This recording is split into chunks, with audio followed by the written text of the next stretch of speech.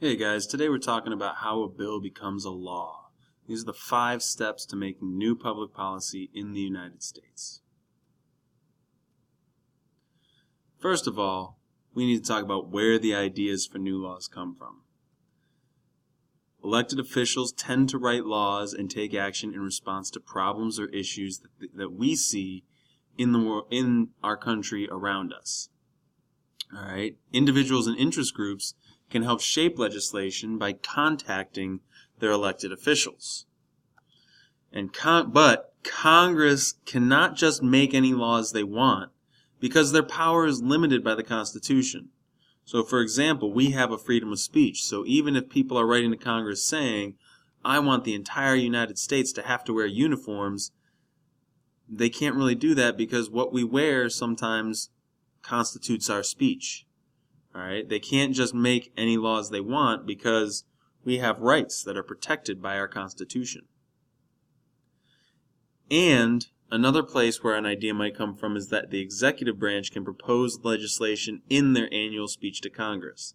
The president gives it a speech every year called the State of the Union, and he'll propose that they make certain laws. The president can't write the law for them, but he can tell Congress, this law is something that I would sign, and they're more likely to write that law because it takes a lot of work, as you're going to see, and it's easier to want to find the motivation to write a law if you know that that law will be passed at the end and all your hard work will be rewarded.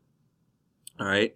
So only our elected officials in Congress can write the laws, but individuals and interest groups can contact them to tell them what they want them to write, and the executive branch can kind of give them hints as to what will be enforced if they were to make that law, or make a law. All right, so first step, a law that is not quite a law yet is called a bill. And the first step is to introduce the bill.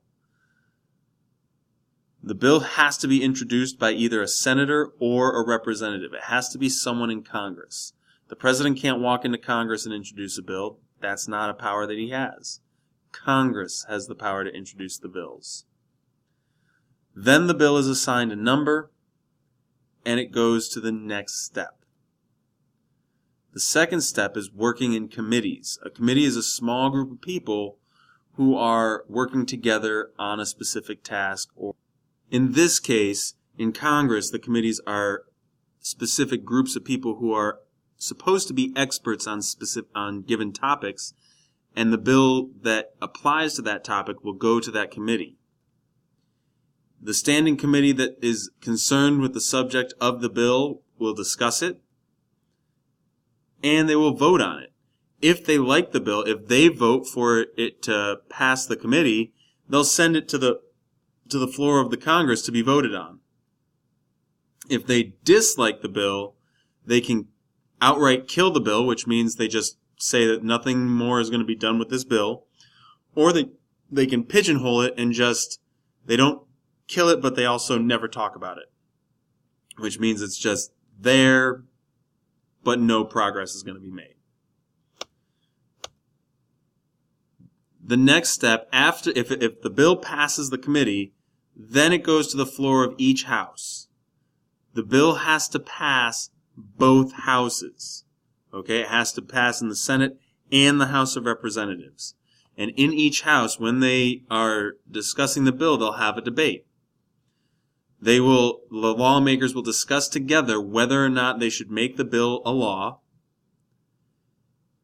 And because we have 2 different legislatures with 2 different sizes, there are different rules on how long lawmakers can debate.